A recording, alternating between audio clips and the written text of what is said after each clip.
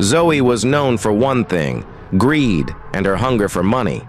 And that greed, that love for money, drove her into marrying a politician. The night she followed her new husband into their bedroom, she thought he wanted to talk.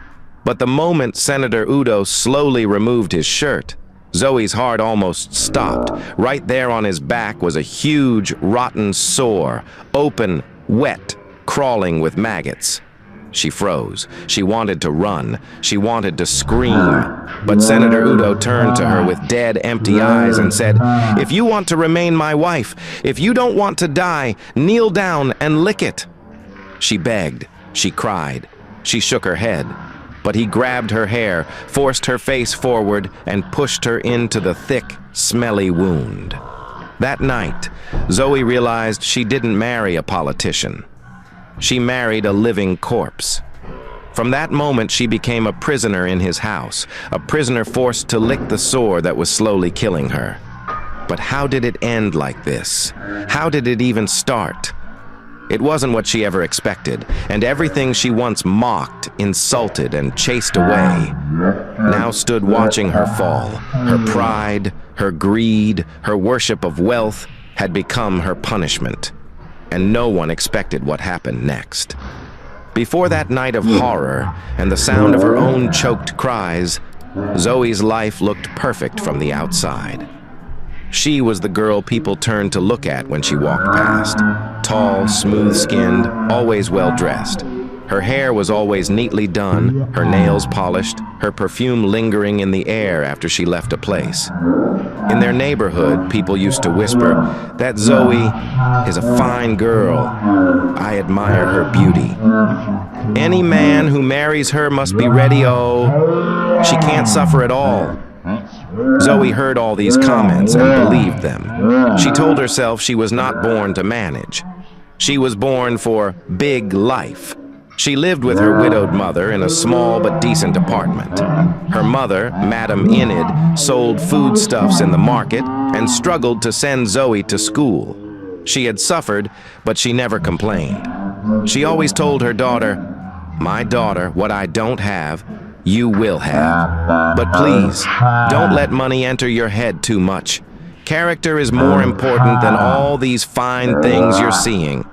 Zoe would just smile and wave it off. "Mummy, don't worry. One day, a rich man will marry me and take us away from all this suffering." She believed it so much that it became the way she looked at every man that showed interest in her. If his shoes looked cheap, she would frown. If his phone was not the latest, she would lose interest. Zoe already had a fiancé, Steve. Steve was not rich, but he was sincere. He worked as an apprentice in a big timber shop, where they sold smooth, shiny boards and polished wood to big builders and furniture makers. But he had dreams. When Steve walked into their compound, he would always come with a shy smile and maybe a small nylon of fruits or bread for Zoe's mother. "Good evening, Mama," he would greet, bending slightly. "Good evening, my son," Madam Enid would answer, smiling warmly. "How is work?" "We thank God," he would reply. He treated Zoe with respect, almost like a queen. Sometimes he would stand with her in front of the house, sweating from a long day at work, still smiling as he talked. "Zoe, I know I don't have much now," he would say gently, "but I am saving. My boss promised to help me open my own timber shop one day. Give me time. I want to do things the right way. I want you to be proud of me." But Zoe would just stare at his faded shirt and dusty shoes. "Time, time, time," she would murmur in her mind. "Is it time I will eat?" When he left, she would hiss to her friend on the phone. "Steve is trying, but please, he is too small for me. See his life. How long will I wait? I want a man that will take me to places, not one that will take me to plank shop." As more young men tried to talk to her, she made it a habit to disgrace them. One guy approached her once with shaky courage. "Good afternoon, Zoe. Please, I was thinking if we could talk and maybe get to know..." Before he finished, she looked him up and down and burst into laughter. "Talk about what? See the way you are. Your shoe alone has already answered the question. Please, get out of my sight." The guy walked away, embarrassed. Zoe did not care. In her mind, she was just setting standard. Her mother noticed her behavior and called her one evening. "Zoe, my daughter, come and sit." Zoe sat, scrolling on her phone. "My child, I've been watching you. The way you talk to these young men, the way you behave with Steve, it's not good. You may push away your blessing with your own hands." "Mummy, please," Zoe cut in, rolling her eyes. "What blessing? That poor boy? I'm tired of hearing one day, one day. I want my life to change now. I'm too beautiful to suffer." Madam Enid sighed. Her heart was heavy. "Beauty fades, Zoe, but good heart stays. Don't let greed lead you into trouble." Zoe just stood up, adjusting her wig. "Nothing will happen to me, Mummy. I know what I'm doing." And for a while, it seemed she knew what she was doing. Until what was waiting for her came. The shift truly began the day Senator Udo entered her world. It was a hot afternoon. Zoe was sitting in front of a small boutique, pressing her phone and licking ice cream. She wore a tight-fitting dress, her makeup sharp, her wig laid properly. Cars kept driving past the busy road, but one particular convoy slowed down. A black SUV with tinted glass stopped just a few steps away. The door opened, and a tall man with a gold wristwatch, heavy perfume, and thick senator attire stepped out. People around started whispering, "That's Senator Udo." "The politician?" "Yes, the one contesting for Senate seat." Senator Udo looked around like he owned the street. He adjusted his red cap, checked his phone, and then his eyes landed on Zoe. She was too busy taking a selfie to notice him at first. Then his shadow fell across her. She looked up. For a brief second, their eyes met. Zoe's heart skipped, not from love, but from what she saw. Wealth, his clothes, his shoes, his car, his security men. Everything screamed money. The senator smiled. "Good afternoon, beautiful. I nearly passed this place without seeing that there is one queen sitting here." Zoe smiled, tilting her head slightly. "Good afternoon, sir." His eyes scanned her from head to toe. "What is your name, my dear?" "Zoe," she replied softly. "Beautiful name for a pretty woman," he said. "Are you waiting for someone? Let them not keep a pretty lady in the sun like this." She laughed lightly, enjoying the attention. "No, sir. I'm just relaxing." He nodded slowly. "Good. Relaxation is for queens, not for people who suffer. Get my number from my driver," he said, pointing to one of the men in black. "Call me. Maybe we can talk about how to make life more comfortable for you." He smiled, then walked into the boutique, just like that. Zoe's heart was already racing. She stole glances at the SUV, at the driver, at the men who called him Senator with respect. Then the driver walked up to her. "Madam, Senator says I should collect your number and give you his own." Her hands were already ready. She gave her number and stored his. And that was how it happened. That night, when Steve called to check on her, she didn't even want to talk. "Hello, Zoe. How are you?" Steve asked, his voice tired but warm. "I'm fine," she replied in a bored tone. "I wanted to come and see you tomorrow." "Steve, I'm busy these days," she cut in sharply. "Work, stress. I don't really have your time like before. Maybe some other time." He paused. "Zoe, is everything okay? You sound different." "I said I'm fine," she snapped. "Please, you should know I definitely don't like questions." Then, just like that, she cut the call. Steve was shocked, but like usual, he couldn't do anything. A few days later, Zoe's phone rang again, but this time, it was Senator Udo. "My beautiful Zoe," his voice boomed with confidence. "Have you eaten tonight? I sent my boy to drop something for you and your mother. Check outside." She rushed outside and saw one of the senator's guards with food packs and an envelope filled with cash. Her eyes widened. "Jesus," she whispered. "Because of just small greeting?" From that day, the calls continued. He sent money, he sent clothes, he sent wigs, he sent perfumes. Zoe's wardrobe changed. Her walking step changed. Her accent even started changing.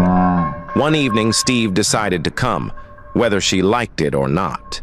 He needed to see her face to face and understand what was going on. He called her. "Zoe, I'm coming to your house this evening. We need to talk." She looked at herself in the mirror, dressed in a new gown Senator had bought for her, with a new wig sitting on her head like a crown. She smirked. "You're coming?" she said into the phone. I might not be around. I have somewhere important to go." "You've been saying that for weeks," Steve replied quietly. "Please, I just want to see you." "We'll see," she answered carelessly and ended the call. That evening, Steve didn't hesitate. He walked toward her street, his heart heavy, carrying a small nylon with fruits as usual. As he approached, he heard music. He looked up and saw a familiar figure stepping out of a sleek SUV parked in front of their compound. To his biggest shock, it was Zoe. She was laughing, her hand on Senator Udo's arm. Her dress shone under the streetlight. Her perfume hit his nose before her eyes did. Steve stopped. "Zoe?" he called in a small voice. Zoe turned, saw him standing there with his small nylon bag, and her face changed. The senator looked at Steve briefly and lost interest. "Zoe, I'll call you later," the senator said, stepping into his car. "Good night, Senator," she replied sweetly, waving as the car drove away. Then she turned to Steve, her expression turned hard. "What are you doing here?" she asked, irritated. I came to see you," Steve stammered. "Who was that man? Why have you been avoiding me? Zoe, what is happening?" She laughed, not out of joy, but mockery. "Steve, look at yourself. Look at your slippers. Look at that, your nylon. Look at the man that just dropped me and look at you. Don't you see we are not in the same level again?"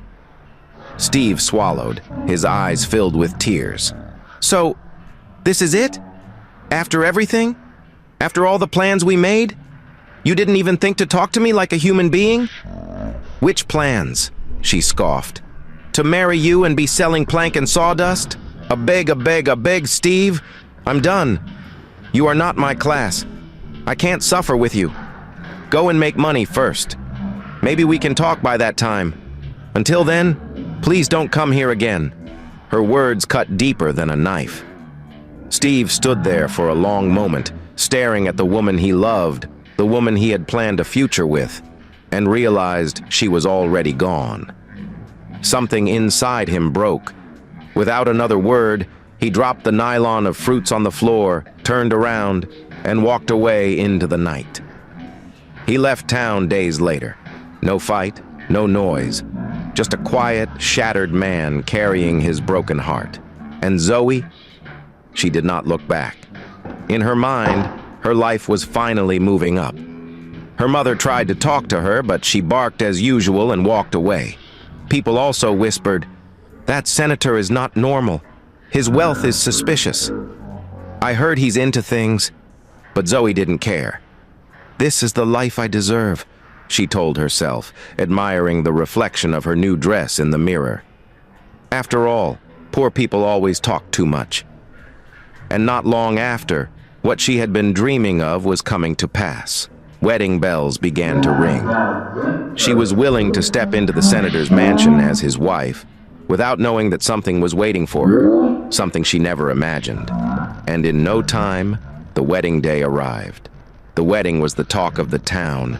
Big cars, loud music, expensive decorations, everything she always dreamed of.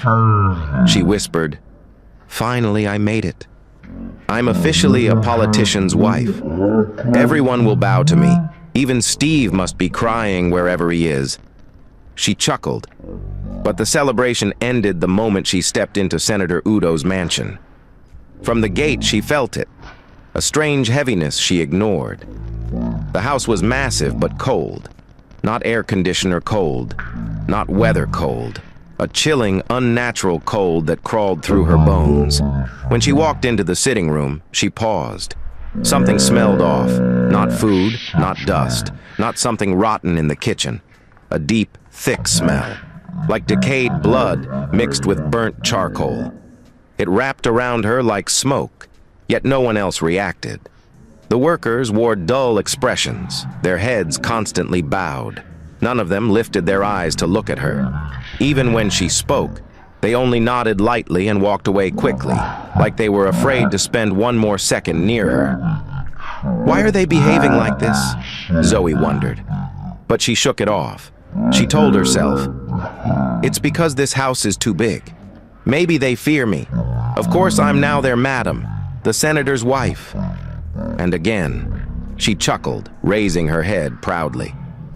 But at night, when the lights went dim and the wind stopped blowing, Zoe began to notice things she couldn't ignore. Strange chants came from the basement, soft at first, like humming, then louder, voices blending together, speaking words she couldn't understand. Sometimes she would hear footsteps, not fast footsteps, but slow, dragging ones, moving around the corridor when Senator Udo was supposed to be asleep beside her. Once she woke up around 2 a.m. and found that Senator Udo was not in bed. She called his name. Senator? No answer. Then she heard something. A whisper from downstairs. She peeped through the staircase rails and saw shadows moving in circles in the basement. She closed her eyes immediately. No, no, no, she whispered. It's nothing. It must be my eyes. She hurried back into the bedroom and covered herself with the blanket, forcing sleep to come. Her fear grew each day, piece by piece, but she swallowed it because the wealth was too sweet. The cars, the shopping, the gold, the status. She told herself she could endure anything, but she had no idea what she would soon face. Something money could never compensate for. Something her pride could never silence. Something worse than nightmares. And soon, it happened. That night, Zoe woke up to a smell she had only perceived inside mortuaries during school excursions. A deep, sickening odor of decay. Her nose wrinkled. She sat up slowly, rubbing her eyes. "Senator?"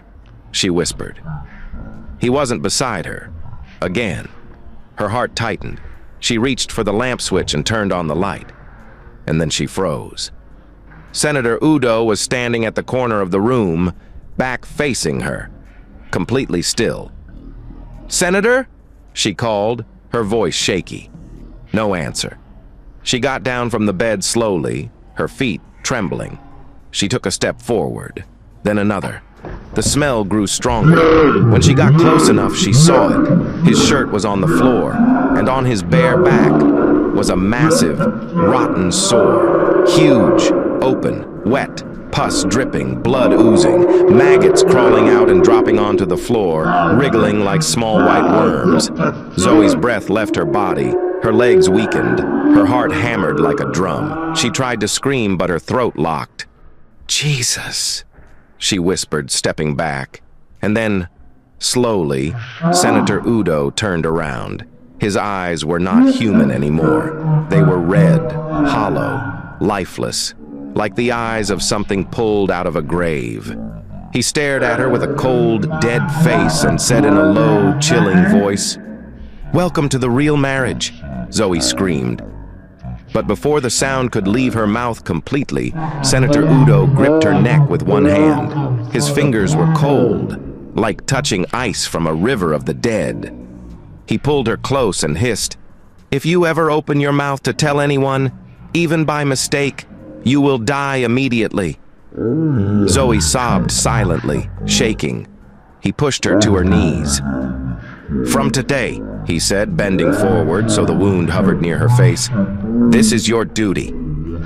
"Sina, Senator, please, please," she begged, crying uncontrollably. He didn't blink. "Lick it," he commanded. Zoe's entire body froze. Her lips trembled. Her mind screamed, "No, no, no." But Senator Udo grabbed her by the hair. He bent her head forward. "Every night," he whispered. "You will lick it. Every night until I die. If you stop, you die. If you tell anyone, you die." She fought weakly, but he was stronger. Far stronger than a living person should be. Then he shoved her face toward the rotten wound. The smell hit her first. A smell so rotten she felt her soul trying to leave her body. Her tears dropped onto the oozing sore, and Senator Udo forced her mouth into it. That night, Zoe's life ended. Everything she valued, beauty, pride, dignity, died inside her. She realized she had married not a politician, but a living corpse. A corpse kept alive by dark rituals, and she had become the tool that fed his wicked life. And that night, Zoe thought it was the worst thing that could ever happen to her. But she was wrong. It was only the beginning. From that night onward, her life took a shape she never imagined. Every evening, as soon as the house became quiet and the moon rose above the mansion, Senator Udo would call her in that cold voice, "Zoe, it's time." Time for what? She already knew. Time to kneel, time to obey, time to lick the rotten sore on his back.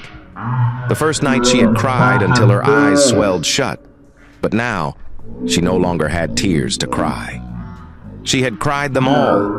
Night after night she knelt behind him, trembling like a child, and leaned forward toward the open wound. Each night, the sore looked worse. Sometimes thick yellow pus dripped slowly down his back.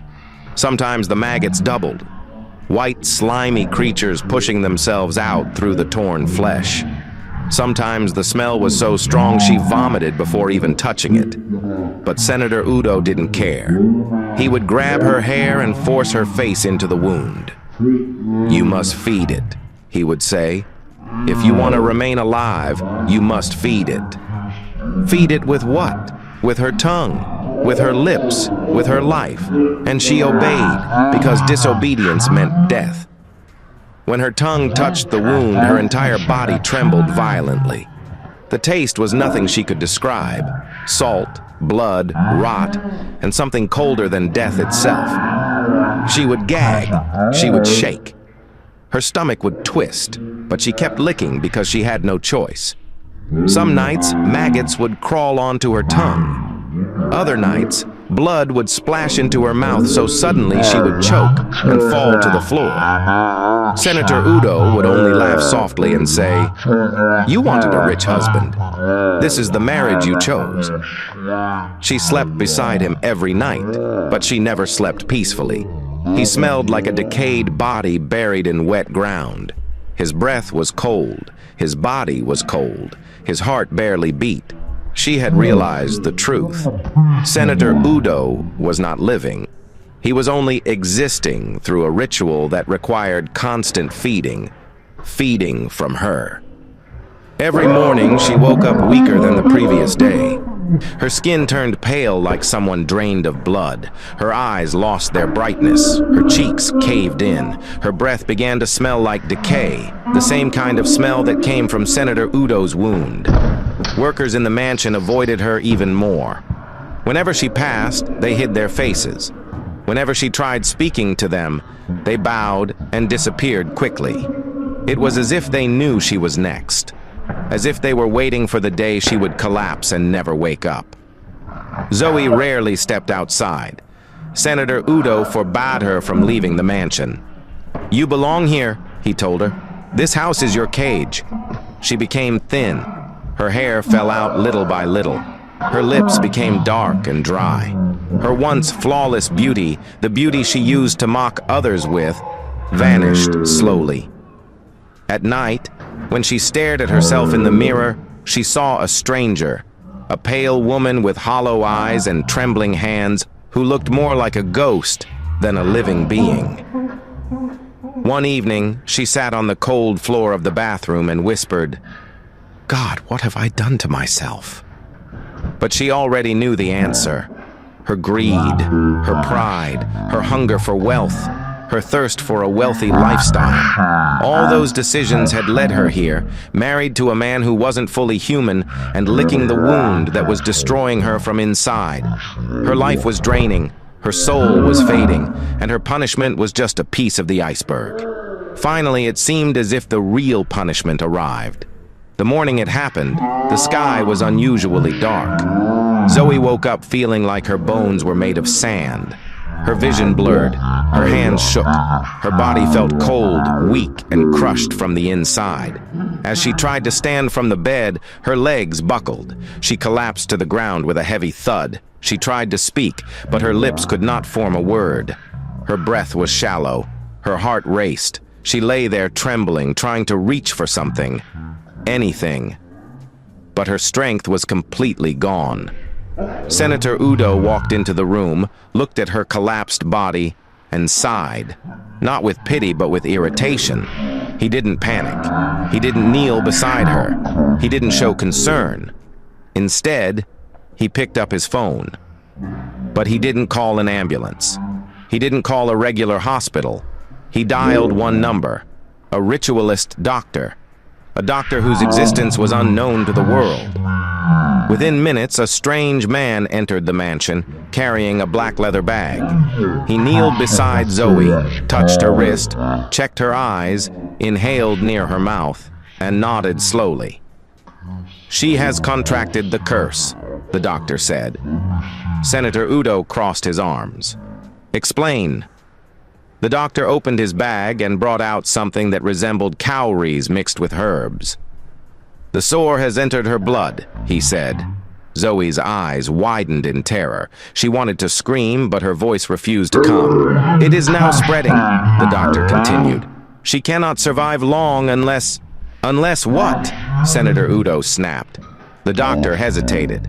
"Unless someone else begins to feed the wound. If she stops, the curse attacks her body." Senator Udo shrugged. "That is her problem. She hasn't even lasted enough." Zoe felt her heart break.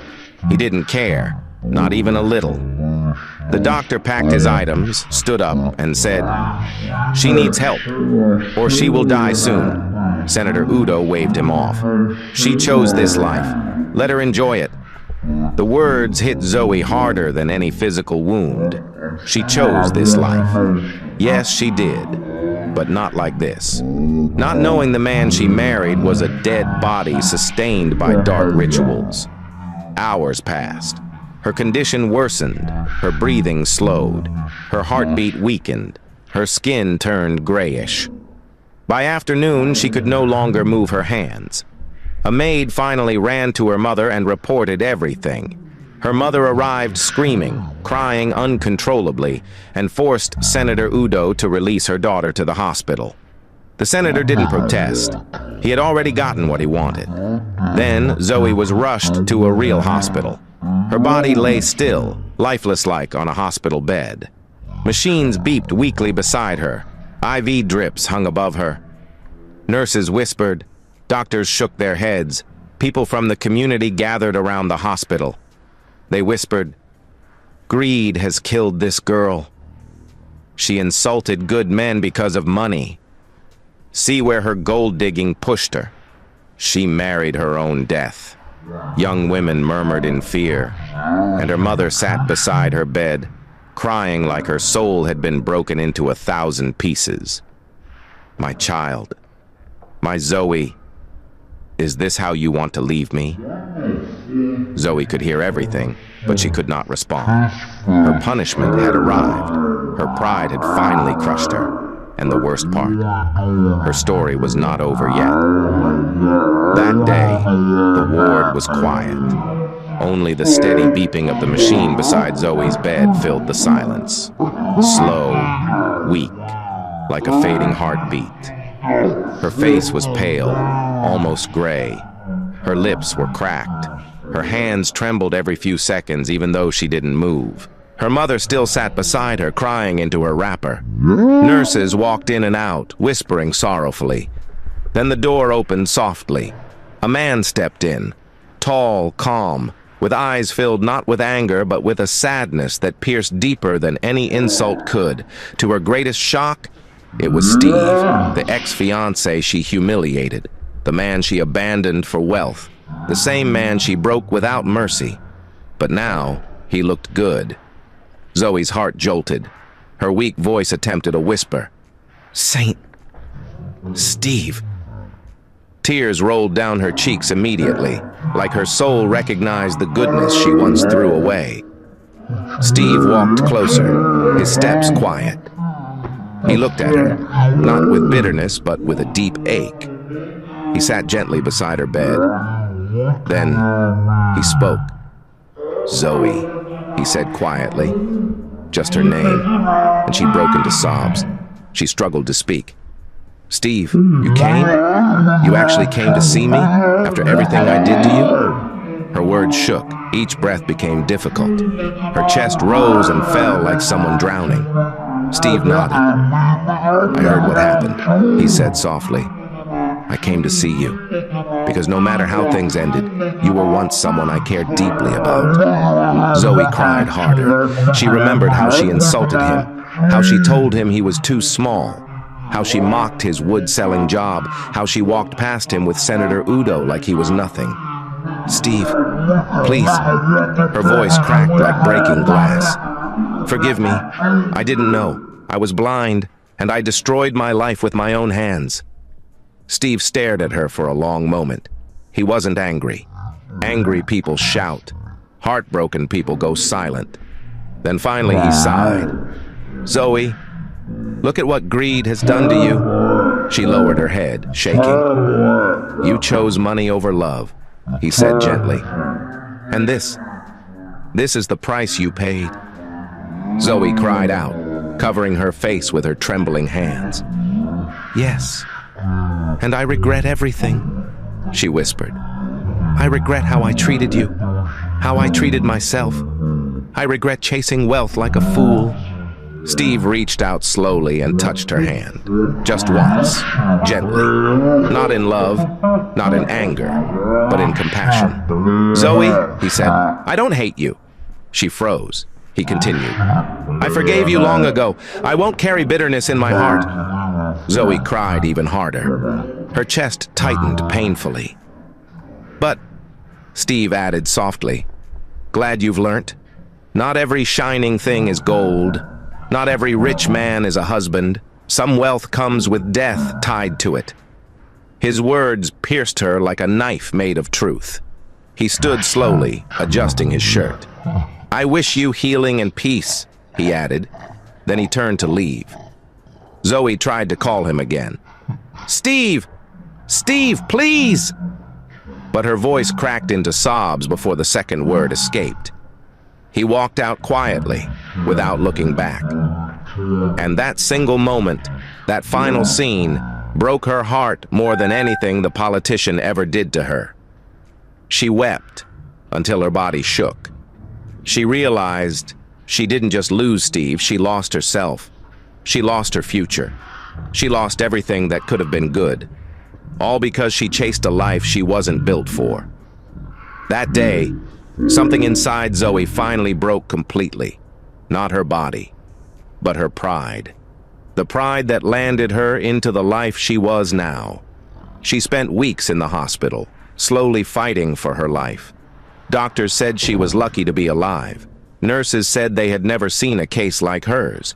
People in the community whispered her story like a warning. "See Zoe, that girl that left her good fiancé for a politician." Money almost killed her. Greed dragged her inside a cult house. Her reputation was destroyed. Her beauty, gone. Her confidence, scattered like dust. When she was finally discharged, she returned home, not as the beautiful Zoe who walked like a queen in fine clothes, but as a humbled woman, thin, shaken, and afraid of the world. Though she survived, but not untouched, her mirror became her enemy. Her reflection reminded her of every mistake she made. She couldn't recognize the girl who once insulted good men. She couldn't recognize the voice that once mocked Steve. She couldn't recognize the person who once shouted, "I deserve better." Better where? Better how? Better had nearly killed her. Then, one faithful morning, she turned on the TV and paused. A headline flashed. Senator Udo, powerful politician, buried in secret ceremony after mysterious death. The reporter added, "Sources say his body was taken away by members of an occult brotherhood. No family was allowed near the burial site." Zoe's hand flew over her mouth. Her heart raced. Her eyes filled instantly with tears. She remembered the sore on his back, the maggots, the dark smell of death, her decision, her blindness, her greed. She broke down and cried like a baby. Her mother tried to console her, but Zoe pushed her face into her palms and screamed, "Why did I choose that man? Why? Why did I leave my life for hell?" Her cries echoed through the compound. That day she vowed, "If life gives me a second chance, I will choose peace. I will choose love. I will choose contentment. I will never chase money blindly again." Her pain became her teacher. Her scars became her reminder, and her survival became her second chance. Life taught her a very big lesson. Her beauty never fully returned. Her health never returned to perfect condition. But her heart, it finally learned sense, and she started rebuilding her life slowly, step by step, with humility and with that sense. Moral of this story: besties. Zoe's story is filled with deep lessons. It teaches us that wealth without peace is a death sentence. Not every rich man is truly alive. Some are walking corpses in fine clothes. Zoe was proud, and pride can blind a person into their own destruction. Chasing money blindly is the fastest road to regret. True love and peace are worth more than all the gold in this world. And remember, every choice we make carries a consequence. Some consequences return as blessings. Some return as curses. Zoe's own consequence came as a painful lesson she will remember forever. Did you enjoy this story? Do you think Zoe deserved what she went through? Do you think Steve did the right thing by walking away silently? Have you ever seen someone choose money over love and later regret it? What would you have done if you were in Zoe's shoes? Share your thoughts in the comments and tell us where you're watching from. Don't forget to like, share, and subscribe to African Tales by Imade for more powerful, mysterious, and emotional African stories with deep lessons. Bye, guys, and see you in the next one.